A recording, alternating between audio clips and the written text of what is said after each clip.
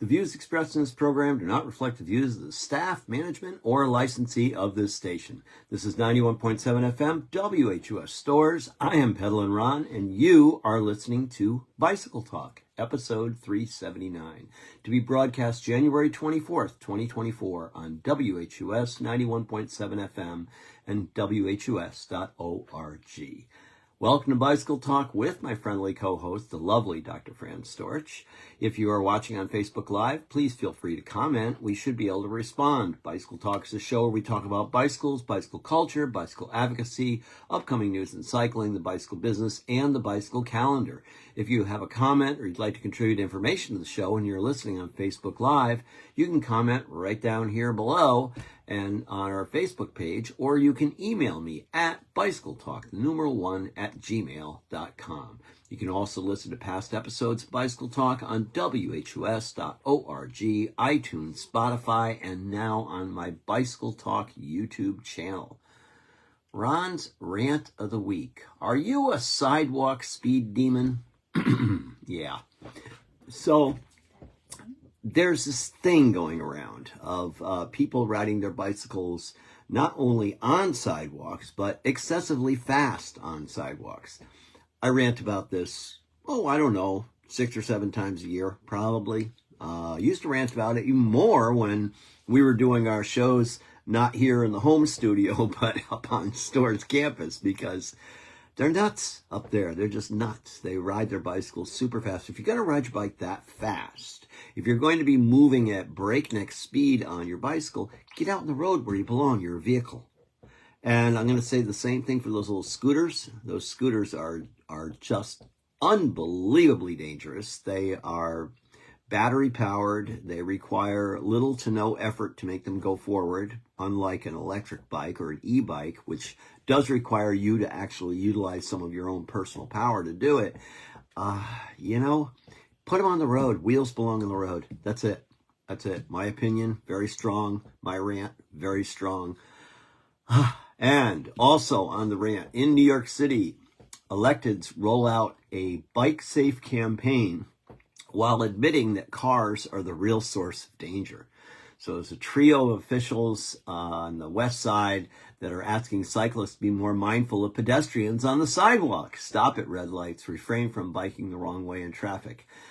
This and more in the show. And just a simple little thing. What happens when a cyclist hits a pedestrian? If a bicyclist has insurance, such as home or an umbrella insurance, the bicyclist could cover the damages they cause. If a bicyclist has no insurance, the victim can still file a lawsuit against the bicyclist and seek compensation through wage garnishment and other forms. Get off the sidewalk. How many times do I have to say it? Legally, you could be in a very, very bad, irresponsible position that's going to cost you a whole bunch of money and grief. Doesn't make any sense. Ride your bike on the road. That's where it belongs. That's it. I'm done. Positive side. Time to move forward. I'm going to shout out here to Baruch Herzfeld, who is Jewish. Yes, he's also the CEO and co-founder of PopWheels, where he has been working to develop New York City's first e-bike battery swapping network. Hey, there you go. You know how we're talking about all these stories about, fires in New York, and, it's just like a big mess, and they're talking about banning e-bikes because of the fires and all these silly things going on. Well, this guy came up with a solution. Smart man. Good for Baruch.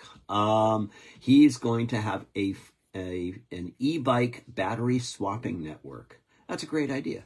It's a great idea. So let's see how every problems cause solutions.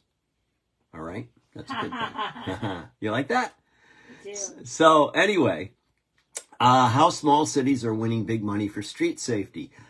This is another positive side. Small cities are drawing a disproportionately large grants for street safety and sharing their secrets on how others can follow your lead. So anyway, we'll talk about that a little bit more in the show too. And your local bike shop could really use some love right now. I'm just saying. That's all. Just saying.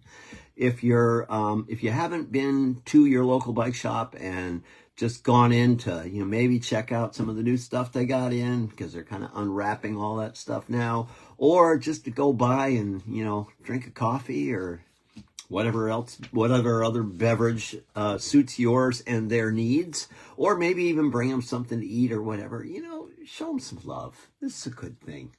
They could really use it right now. Which brings me right on to my next piece, which is Mechanical Minute and cycling tips. So, in many parts of the U.S., it's what we call the off season.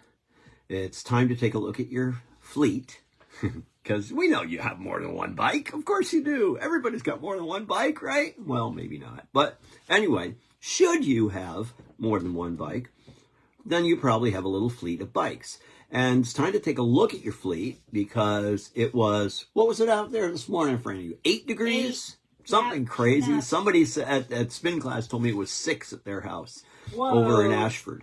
That's right, you live on a hill. Right? Yeah, actually they live in the valley right next to the river, but Okay. but it was still 6 degrees at Bill's house this morning. So, it's cold here, and there's all this white stuff all over the ground. Yeah. It's not melting very fast, but it will, because we're going to get some warm days coming up. But we have had a bout of cold weather. Thank you, Canada. Canada sent us down some of their finest cold weather, and we have a bit of an Arctic thing going on here. So now it's time to take a look at your fleet, or your bikes, or whatever, and let's see what needs to be done, because you really don't want to do this in the spring when things are getting warmer out, because you'd really like to have your bike ready to go when the time is right? So you get a nice day, maybe you get a nice week worth of weather, and then you go to hop on your bike and you realize the tires are flat and things aren't working and the cables are seized and all these terrible things that happen when you neglect your bicycle over the wintertime. So let's talk a little bit today about making sure that you have these things done when you're ready for your first nice day or a nice week. And anyway, I'm going to read you a little clip here from Feedback Sports. No financial connection to me whatsoever. I'm just stating something from their site. They make an awesome bicycle work stand. I own one of those. It's a portable stand. It's very, very nice. I do like it. But again, I am getting no benefits from that whatsoever. And so anyway, they have a nice little list here, and we'll get into that in just a minute. But of course, if any of this is completely overwhelming to you, then you should always consider bringing your bike to your local bicycle shop with food and beverages. That will certainly get you a VIP treatment. So big shout out to my local bike shops. I'm always behind you guys all the time, guys and girls that are in the bicycle industry. It's a good thing. So anyway, moving on. Let's go on to Feedback Sports and what they have to say about this. Tips for off-season bicycle maintenance. Yeah. And this was brought out in November of 2023. And it talks about off-season bike maintenance, how to keep your bike running smoothly. So, weather's starting to turn, things are starting to happen, you're taking a look, you got, the cross bike, I rode that last because, the weather was crappy, and maybe I raced it in a cyclocross race, maybe I rode it on a gravel road or something, maybe the same thing for a gravel bike that you might own or whatever. But you really need to take the first step at giving your bike a really good cleaning, okay? To clean your bike, you're going to need a bucket of soapy water, you're going to need a sponge or a soft brush, a hose, or a pressure washer. Not big on the pressure washer thing, but, some people use them. I'm not really big on shooting high-pressure water into bearing surfaces.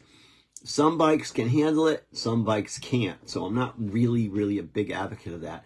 I also know people that, much to the chagrin of the people at the car wash, will actually bring their bikes to the car wash on the rack on the back of their car or whatever, and they'll just give it a quick, rinse down on one of those, drop the quarters in the machine thing, and just really go over the bike real quickly like that, and then bring it home, and you can then, do the rest of the maintenance that you need to do. But they do work well, and those are more of a power washer type of item. So they're really made to clean cars, but they do work well on bicycles if you've got some particularly crummy looking bikes, especially if you did your last cross race and it was really ugly and messy and muddy, and instead of cleaning it when you got home, you just tossed it in the garage or in the shed or in the barn. Oh, shame on you for doing that. But anyway, it happens. I understand. So you want to, you basically want to start spraying the bike with water to loosen any dirt or grime. Then you use a sponge or a brush to, scrub the bike clean, paying attention to the drivetrain, the brakes, the suspension components. Once the bike is clean, rinse it with water and dry it off with a clean towel. Very, very important part. Drying it off with a clean towel will keep the water from turning into rust, and your bike also by becoming rusty. So you really don't want to do that. So you want to dry it off really, really good, and then you want to lubricate the drivetrain. You're going to need some sort of a bicycle chain lube, one of your favorites, whatever it is. I've got some specifics that I like, but it's all a personal thing more than anything else. I'm not a really big believer in anything that has to do with paraffin, wax, that weird white lightning stuff. I'm not a big fan. But anyway, I'm sure it works in certain areas. I know people who live in fairly arid places that don't receive a lot of rain and a lot of muck on the roads or whatever, and that stuff works really good for them. But up here in the Northeast, we have Northeast. We have like definitely some sketchy weather at times, and your bike needs a little extra protection, in my opinion. So anyway, you apply a thin layer of chain lube to the chain cassette and chain rings. Be careful not to over lubricate. This can attract dirt and grime. Well, let me add on to that. Okay. You over lubricate. If you do over lubricate, you just really kind of let the bike. I always let my bike sit for 12 to 24 hours after I've lubed the chain, if I've got that kind of time. Seeing this time of year when it's 8 degrees in the morning, 6 degrees in the morning, I got plenty of time. Let it sit for 24 hours, and then I take a clean rag and I go over the chain completely. And that will take off any extra residue or anything that may cause you a problem later on. Probably most of the lubrication at that time has gone into the roller links on the chain, and it has dried, and you're probably okay. But I would do that just to get the excess off the chain. I do that most of the time when I'm lubricating my bikes and my bike chains. So inspect your brakes. You want to take a good look at the brakes. Are you riding with disc brakes? Are you riding with the old-fashioned, old-school brakes like I have, rim brakes? You want to take a look at the pads and check and make sure that they are in really good working order. If you've been riding on a disc brake all season and you're thinking that you're going to get the next season out of those, wishful thinking. I would probably take a really good look at the pads. Once again, a quick inspection of the pads or a quick trip down to the local bike shop with the pads out, if you have that mechanical expertise, and have them look at it, and they could go, oh my God, man, if you don't replace these now, you're going to be having to replace the disc, you're going to have to do this, you're going to have to do that. They see this stuff all day long. And they also see the people that forget and take their time to get their bike into the shop until it's making that horrid noise. And they then find that they have a much more expensive repair on their hands. So check your brake pads carefully. Same thing applies to rim brakes. You want to take a look. A lot of the rim brake pads have cuts in the actual rubber themselves, and you can see that if there are no more cuts visible, you probably are out of brake pad, and you need to replace that brake pad. That's a good idea. Also, the pads can get grit and grime pressed into them, and that's not good for your rims. So you want to check things out pretty carefully there. And you want to check your brake cables or your hydraulic hoses and make sure they're not frayed or damaged. And if they are, they need to be replaced. So these are all things that you might need to either do this yourself, or maybe you might need some professional service on this. Suspension. If you have suspension on your bike, full suspension fork, or a rear suspension system, front and rear, whatever, it's a pretty good thing to have it inspected. Again, I tend to push towards professionals on this one because they see this more often than you do, and they can dial you in really sweet and make that bike just work like a charm for you. So, but you do need to check the forks and rear shock for any visible signs of leaks or damage. If you see any evidence of leaks or damage to moving parts, then you need probably to professionally service them to identify and fix the problem. Otherwise, again, if you're handy and you know how to do this sort of thing, then that's really good. If you work on your bike all the time anyway, and it's always functioning pretty clean and smooth because of that, then good. That's good. Very good. Then you show personal love to your bike, and personal love to your bike is a good thing. It's always a good thing. And if you have a full suspension bike, you can remove the rear shock and check the frame linkage bearings to make sure that they're smooth and not binding. If they are, they need to be cleaned, relubricated, and possibly replaced. So you got to take a look at all this stuff. Things wear out, and not as much as they are with a motorized vehicle, but it still is your machine. It's still the way you get yourself around, and it's your dependable, I love my bike machine. So you want to give back a little bit of the love that it gives you. It gives you tons of love. Every time you ride your bike, you're like, oh, I love to ride my bike. It's a beautiful thing. Really is. So over time, you need to inflate your tires, and it's good, and you will lose air pressure. It happens, especially in the wintertime, especially when it's cold out. The colder it gets, the faster those tires go down as far as air in the tires go. So if you're using a tubeless tire system with a sealant, it's a good idea to replace the sealant at least once a year. Doing so in the fall isn't the worst idea, but it might make more sense to freshen up the sealant in the spring. So that's something to think about. And that's one of those things you put on your calendar program. And, the 1st of March comes around and you see this pop up on your calendar and says, time to do something about your bicycle tires. And then you can go and do what you need to do. So if you are storing your bike over the winter time, you need to store your bike in a cool, dry place. My preferred place of storage for my bicycle is on a storage hook in my garage, and I can just hang them up and get them up and out of the way, kind of, sort of. I hit my head on one of them occasionally, but I just want the wheels up off the concrete. And I think that's a lot better for the tires. You don't want to have the weight of the bike pressing down on the tires because it'll eventually crack the tires. That's not a good idea.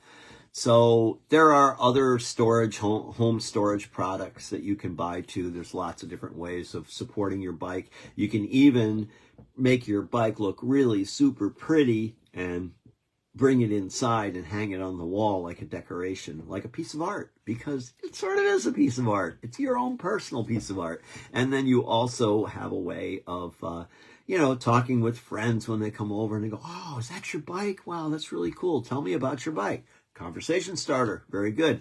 Maybe even a new bike friend starter. You never know. It could happen. So if it's at all possible, you want to store your bike indoors. If you have to store it outdoors, cover it with at least a bike cover.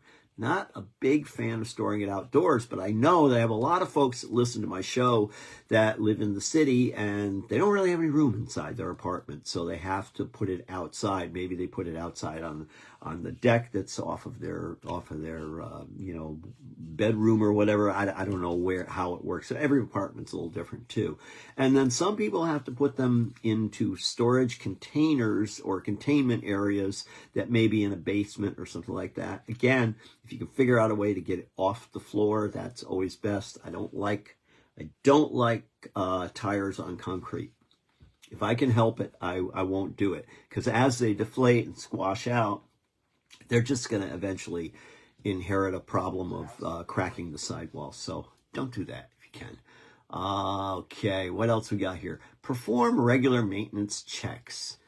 Even if you don't ride your bike that often, it's important to perform maintenance checks to help you identify any potential problems that may be coming up. And at least once a month, you're checking your tire pressure, your brake pads and your cables, your suspension forks and shock absorbers, your drivetrain lubrication, your shifting performance. And if you notice any problems, be sure to address them immediately. So once a month is usually enough, unless you're Fran, in which case she wants me to bless her bike every time she goes out and rides it. So, yeah, pretty much, yeah. But, that's what it's like when you're, in service of the Queen. And that's what we do here. So anyway, it's, I probably only check mine about once a month, but I am a tire topper. I top my tires off probably at least once a week. And I pretty much do the same thing with Fran's, but we bless the bike before she goes, so she doesn't have any problems. So if you have, other things. If you are living in a cold climate, you might want to remove a battery from your e-bike. Batteries and e-bikes, and batteries don't like cold a lot. They'd rather be kept warm. So, pull the battery off, bring it inside, whatever. If you're keeping your bike in a cooler place, that's a good thing to do. If you have a hydraulic suspension system, you may want to flush the brakes and the suspension lines. Now we're getting serious. If you have a carbon fiber bike, be sure to inspect for any cracks or damage. Hey, the last time you rode your carbon bike, was it making a funny noise? Was it creaking? Was it groaning? Was it doing things that weren't characteristic of what it usually does? That's when you take a look at that and see what's going on. Chances are there's nothing wrong with your frame. Chances are. But carbon frames do have a shelf life. And so because of that, you need to inspect them periodically. We talk about the carbon creak on this show all the time. And there's always a new creak coming from somewhere, because carbon fiber bicycles are just, they're the bass drum of the frame business. They just make noise. They're not a quiet ride, in my opinion. Yes, my opinion is definitely leaning more towards a steel bicycle frame, which does not make any noise, hardly ever.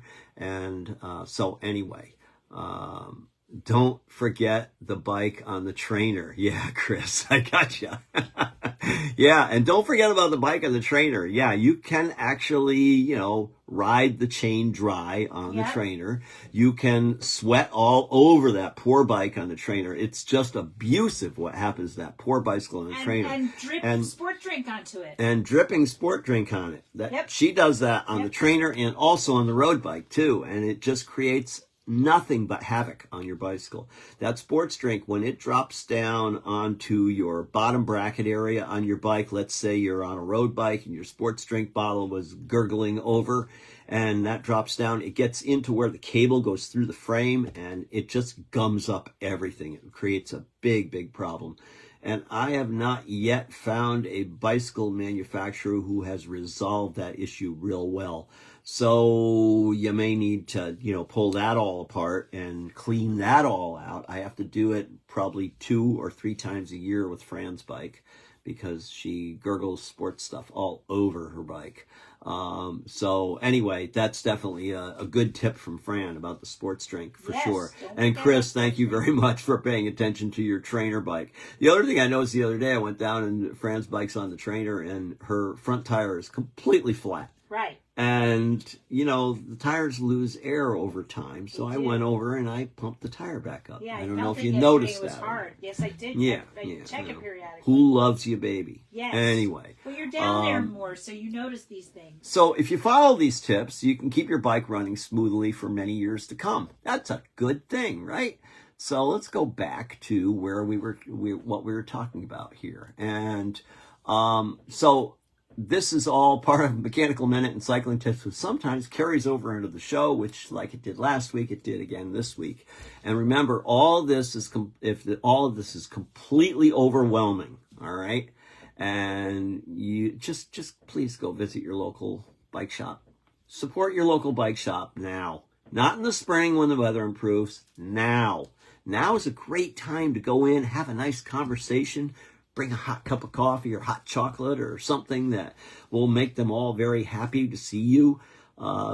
It's cold in there. It's a long winter. They need to see, maybe even they need a little bit of emotional support. It's all good. I owned a bike shop for 15 years. I worked in bike shops for 18 years. And I can tell you right now, winter is a long drawn process, and it's kind of nice to have a friendly face come through who is as enthusiastic about bicycling as you are. So stop by and see your local bike shop. You know what? That is your priority of the week. If you're just listening to this podcast, or if you're seeing it live here today or whatever, I just remember, within the week, go see your local bike shop. Just stop by, say, hey, Pedal and Ron told me to come in and say hi to you today. Say hi. So let's move on to the show. What happens when a cyclist hits pedestrian? I actually covered that earlier, but I'll just remind people that, as you are a bicyclist, and if you should happen to hit a pedestrian, it is just like if you are driving a motorized vehicle and you happen to hit a pedestrian. You are at fault, probably. Not always, but probably. So it's something you should be really, really aware of. They are the slower moving, let's call it, vehicle, even though they're not a vehicle. So please be careful. It's like people who drive motorboats watching out for sailboats, because sailboats can't get out of the way that fast, right? Same idea. Just be responsible. That's all I ask. So we're going to talk a little bit about this New York City electeds rolling out a bike safe campaign while admitting that cars are the real source of danger. Let's see here. Where was that? That might be not there. Hang on just a second here. Over here. Yeah. So anyway, there's a trio of elected officials on the west side in New York City that are asking cyclists to be more mindful of pedestrians on the sidewalk, stop at red lights, and refrain from biking the wrong way in traffic. To me, this is kind of, no-brainer type stuff. I mean, I think it's also something that comes from the school of common sense, but, not all of us have common sense. Sad but true. And unfortunately, you run into this problem. So these legislators had a slow your roll and respect the stroll. And the sign says, cyclists, please yield to pedestrians, don't bike on sidewalks, stop at red lights, and don't bike against traffic. Sounds pretty simple, doesn't it?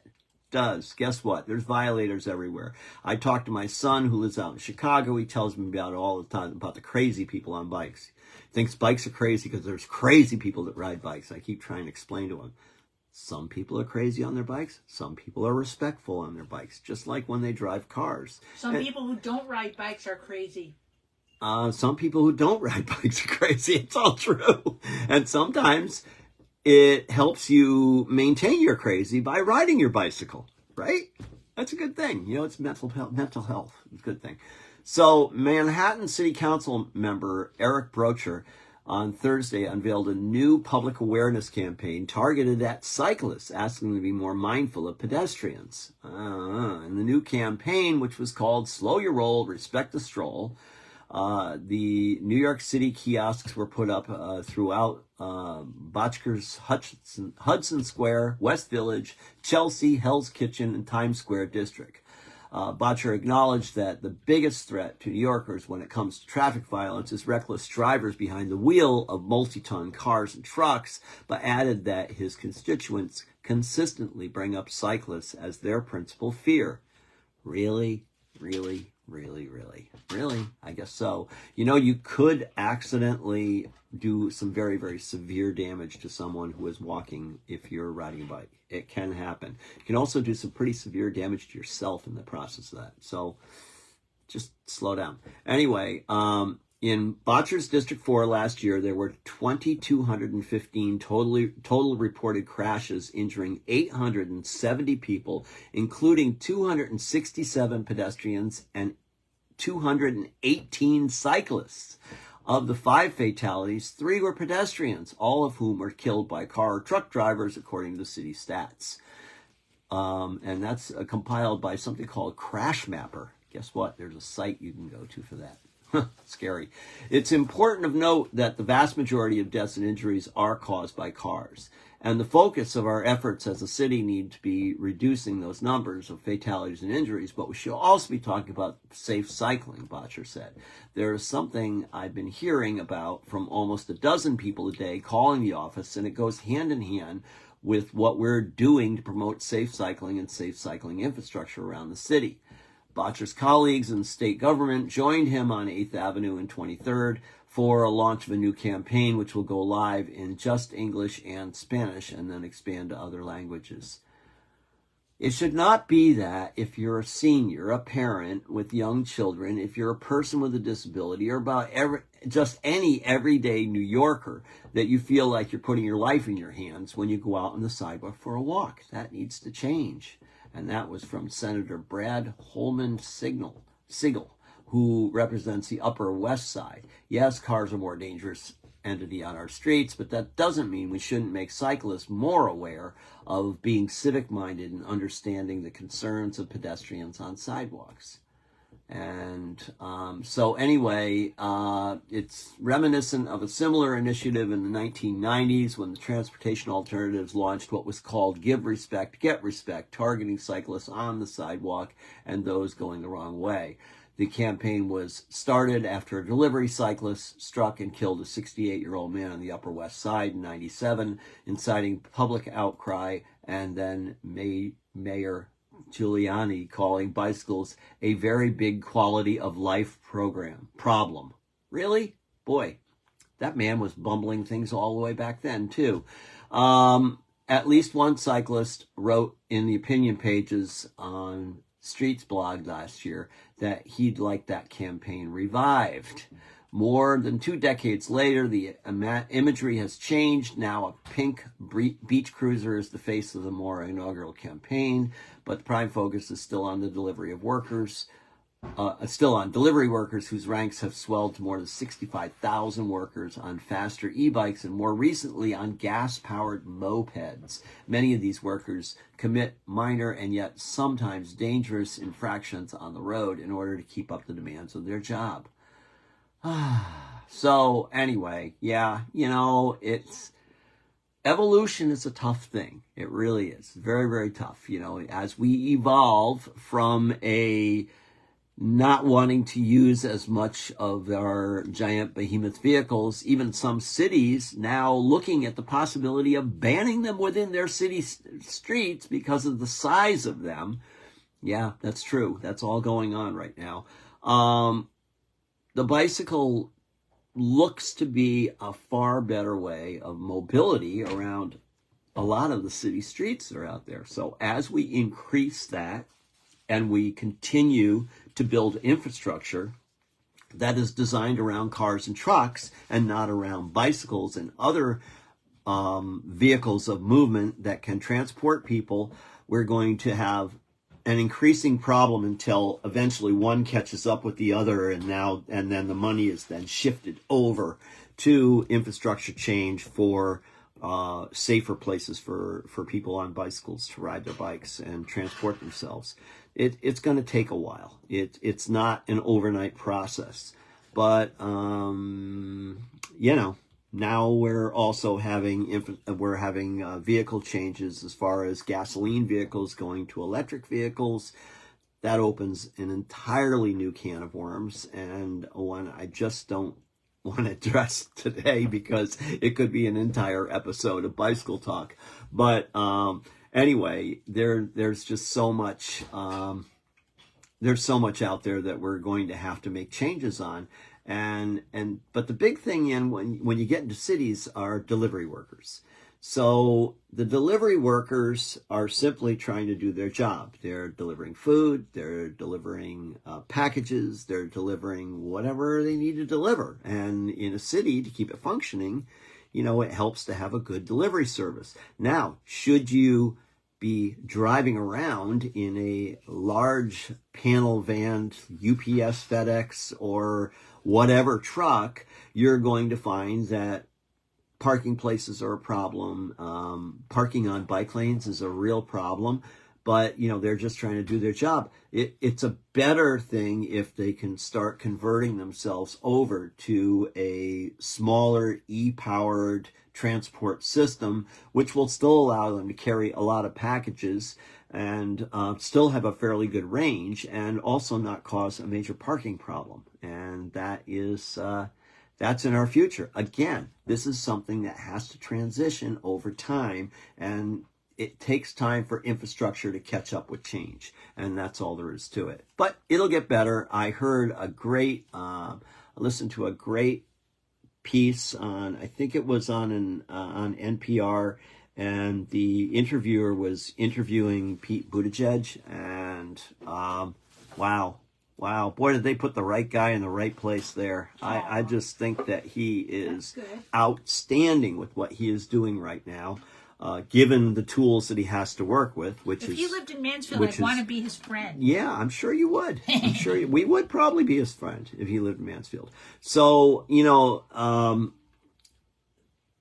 Buttigieg talked about a lot of things in infrastructure and infrastructure change and why it's so important. And when he was the mayor in the town that he started with, and forgive me for forgetting which city it was, he and a bunch of other mayors from the United States went over to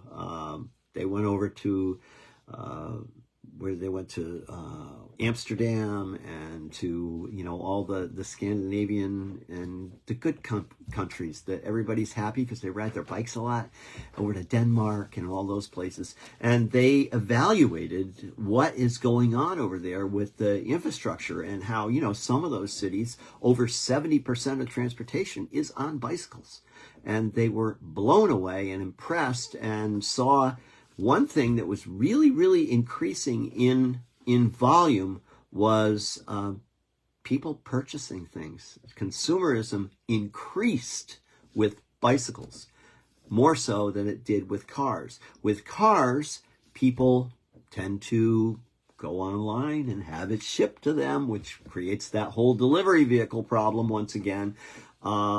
And when you have your bicycle, you can just run down to the store and get things. So it revitalizes the whole infrastructure of retail. And it's a great thing. It's a wonderful thing. But anyway, it was a really nice interview. I really enjoyed it. And, it's really nice and refreshing to hear someone who is actually aware of what the bicycle can do for the economy. As I have stated before, I'm looking up to see if my book is up there, but there's a book that has been written, was written years ago about how bicycles could change the entire world economy and make the world in general a better place to live. I'm a firm believer of that. I think that there would be so many better things going on, healthier people, happier people. That's all part of health also. And not to mention the fact that it would reduce violence, it would reduce all sorts of crime. There's just so many things that you could do with the bicycle to make things better. People would probably find themselves eating better only because they feel better when they eat better, and their engine themselves runs better when it's eating right. So there's just and not to mention the physical damage on the infrastructure when you're driving a 6 or 10,000 pound monster truck around the world. That's not good. That's not good for the roads. That's going to just break things down a lot faster. It's not good for the infrastructure. We have got to get off of this giant car diet that we're on.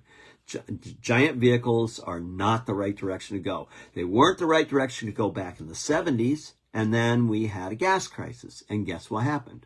All of the small Asian vehicles, the ones primarily out of Japan, came out, and it was, there were small cars all over the place. They were coming in from Europe. They were coming in from Japan. That's when the Volvos and Saabs and Volkswagens and all these cars started coming in that were much smaller, and they didn't take up the same footprint as what we have right now. Now we have these enormous, enormous vehicles that make absolutely no sense, because 9 times out of 10, there is one person in that vehicle. Okay? And then you look at the whole possibility of putting anything in that vehicle, and a lot of them really aren't designed for that. You take a look at these big pickup trucks. I love to pick on Ford on this one. The F-150. Why do I pick on Ford with the F-150? Because it is the most popular car in America. Number one. That's it. F-150. Without any argument. Many of them have half beds in the back. They have king cabs, so you got this giant cavern in the inside to carry passengers that you don't put in it, and to put all your other stuff in it that you don't put in it but yourself. And then they put a half bed on the back, so you can't put anything in it. I was working temporarily for a month at my local transfer station, filling in for them while they were getting a new person in. And I can't tell you how many of those vehicles come rolling through.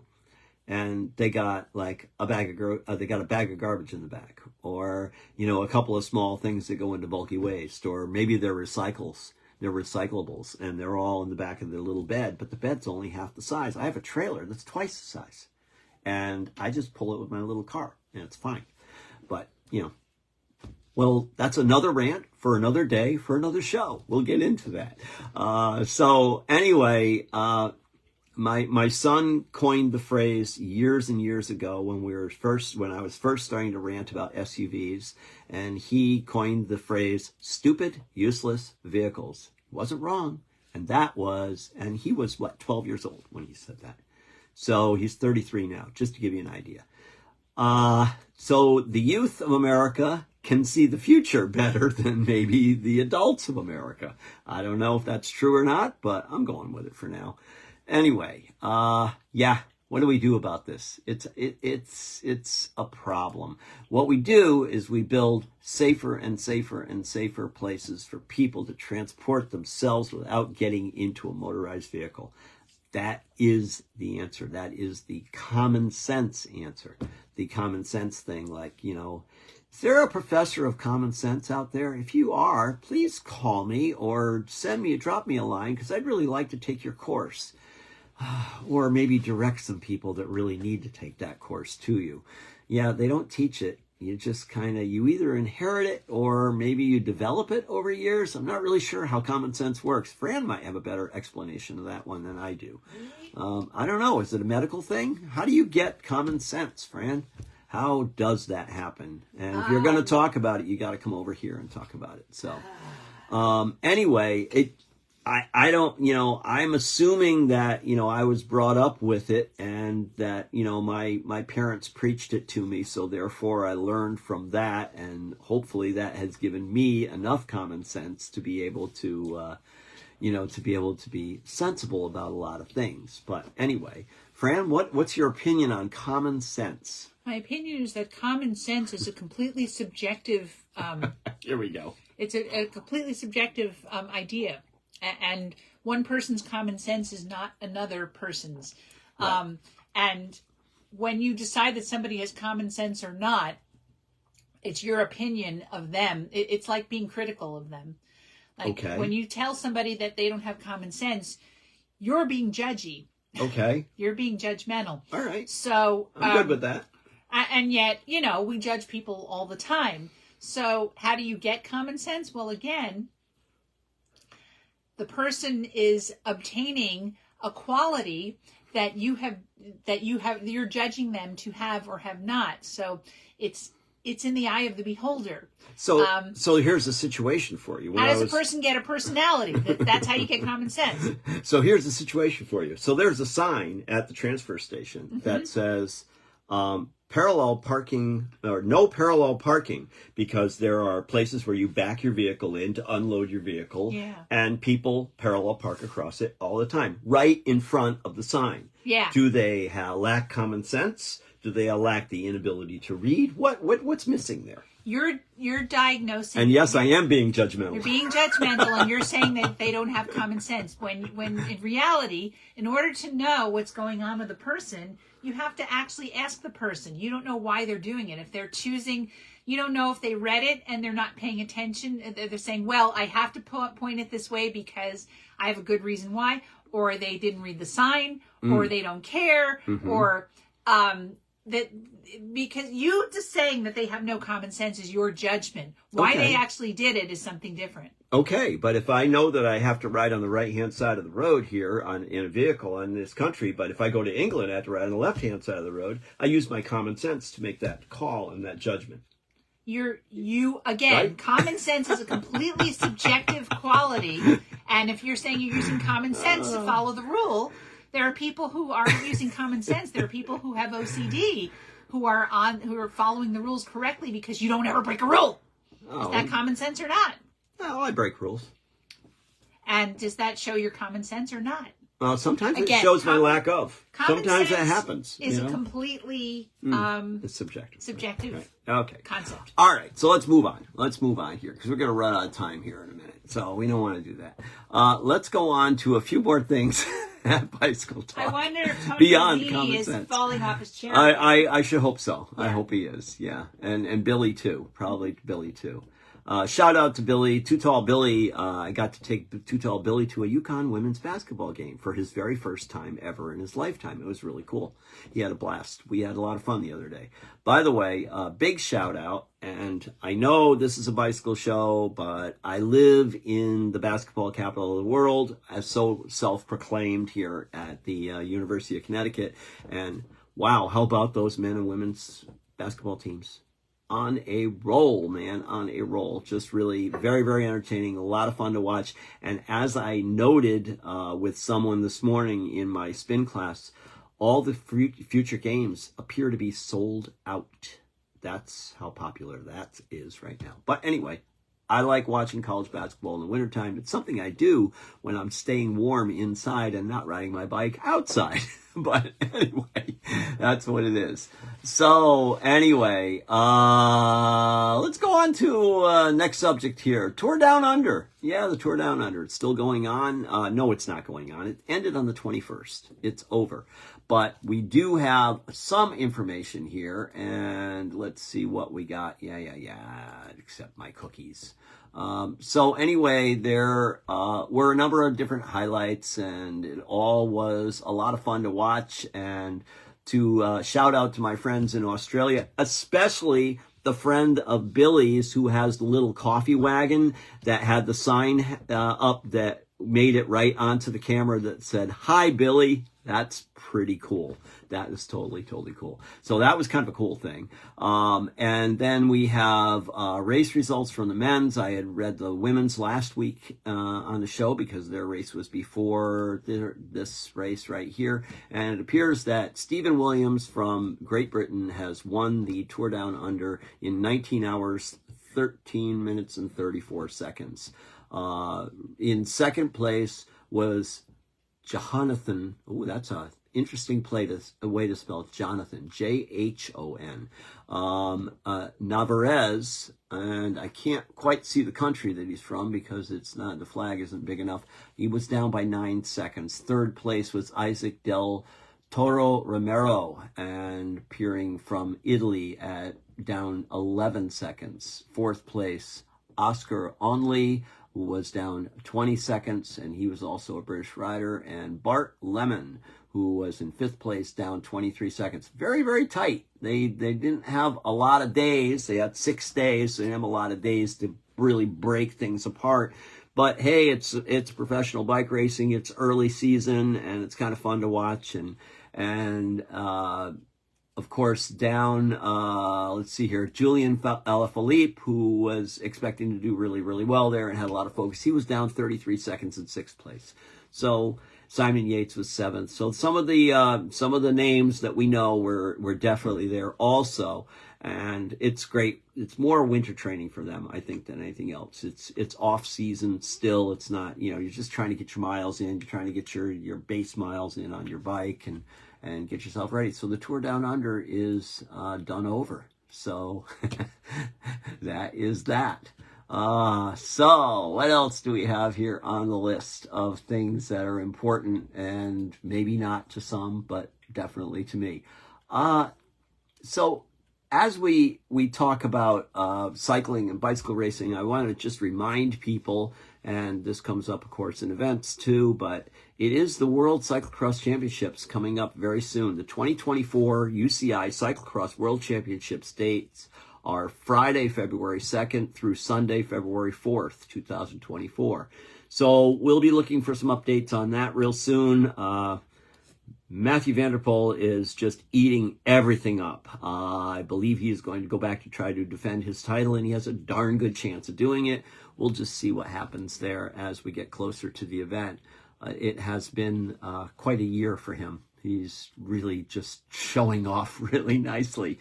And then the other thing I wanted to bring up here, if I can find it, where is he? So there is a site which somehow got unloaded from my screen here. And this was if it does actually load up here for me, that'll be super nice. We're wondering what's going on with Sepp Kuss. And here it is. And there it goes. So anyway, this was an interview from a reporter from Rollure, which is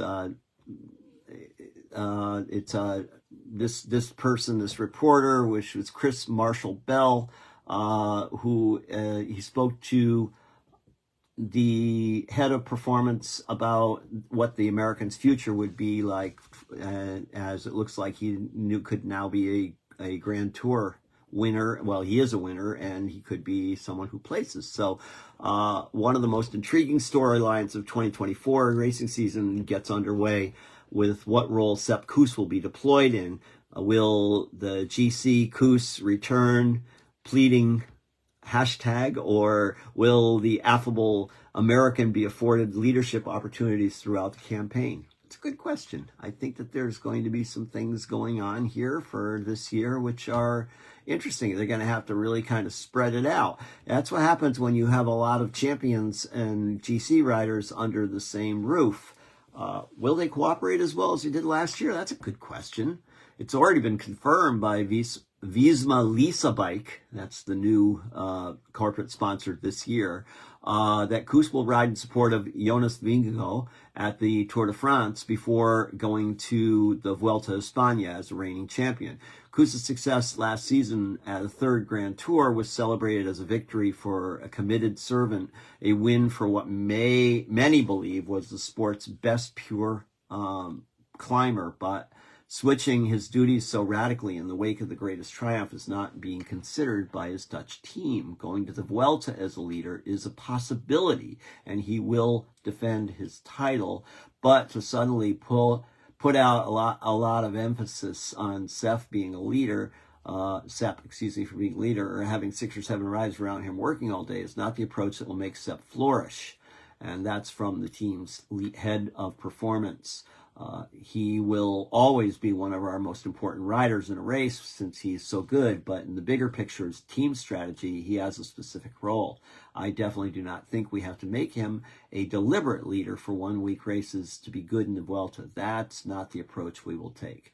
So, we're just going to have to see. I think he's in a pretty happy place right now, quite honestly. He had a great win in the Vuelta.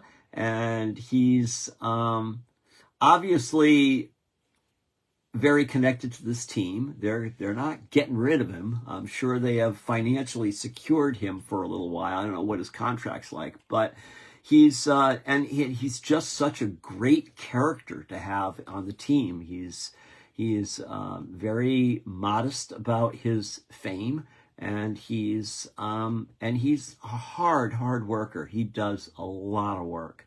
So does he have more respect now? Is he happy to jump back into being a sidekick, or has his confidence grown and he wants to be a leader? We don't know. We're just going to have to see. So there's still some big players on that team, and that team still has the possibility of having another banner year. So we'll just have to see what happens there. Sepp Kuss, coming soon. Very, very soon, we'll start seeing more from Sepp. So I'm excited to hear what happens with Sepp and what direction he ends up going. I think he's just going to slip back into his position, and he's going to do the work that he's being paid to do. If something like last year happens again and he has this fluke and all of a sudden there he is, he's back and he's in the limelight again, then great, good for him. And you never, ever know. Somebody can crash out. Somebody strategic can crash out. It happens all the time. There are so many factors that happen. So we know he has the power to be up there. We know that for sure. So that's kind of a cool thing. I'm going to move on because we're just about done here. I had already mentioned the 2024 UCI Cyclocross World Championship date of Friday, February 2nd, 2024 through Sunday, February 4th, 2024. Just so you know, on February 4th, there is a race called Fatty Cross in Haddam Neck, Connecticut. Yeah, Fatty Cross. It's put on by my airline folks, I believe. And then coming in Connecticut, also Sunday, March 3rd, we start with the Frozen Four. And the Frozen Four is 4 weeks of training races in Farmington, Connecticut. And those are road races on a pretty secured industrial park course, so very safe as far as that goes. It's just cold that time of year, that's all. March 3rd, starting 2024, 4 weekends in a row. And to my Australian listeners, I know you're out there because I see your comments. Made Handmade Bike Show expands with Australia event. The Made Handmade Bike Show, which held its first show last year in Portland, will add a second one this June in Australia. The Made Australia show is from June 28th to the 29th at the Darwin International Sports Center in Thornbury, Victoria, near Melbourne. The second Made show in Portland will be held on August 23rd through the 25th. What else we got coming up? We got time coming up. Natchog Epic is coming up very soon. This is going to be on the, who do we got here? The location, yeah, it's in the end of March, 24th of March, and the last weekend I told you there were 363 pre-registered. Now there are 396 as of this morning. It's 82 miles, 60 miles, 45 miles, and 32 miles. Your old pal, Peddler Ron, will be there. Let's do some finishing points. Here we go. Sidewalk Demon. Really? What's your opinion? Are you a dyed-in-the-wool, road snob who wants to ride on the sidewalk? What's going on here? Huh? Come on. So it's 2024, third week. What's your resolution? More miles, ride and commute to work around town, better fitness, or simply enjoying the bike as you move a little more slowly around town, which is kind of nice. And what's your perspective on improving safe bicycling in your area? Hey, give your local bike shop a little visit here. Stop by, say hi. I'll say it again, and it won't be my last time. Get loud, get active. Our time has come. Stop complaining about traffic, dangerous roads, the price of gas, the lack of places to safely ride, and join the revolution of change. Hey, take a day, park the car or truck, ride your bicycle instead. You just might surprise yourself. The views expressed in this program do not reflect the views of the staff, management, or licensee of this station. If you've been listening to this on Facebook Live, you can comment down here below. You can also listen to past episodes of Bicycle Talk on whus.org, iTunes, Spotify, and now on my Bicycle Talk YouTube channel. If you want to contribute information, drop me an email, bicycletalk, 1, @gmail.com. This is Pedal and Ron. Remember, keep the rubber side down, and the wind at your back. Get out and ride your bike. It really could save your life. This is 91.7 FM, WHUS Stores, and WHUS.org. Thank you so much for listening. See you next week.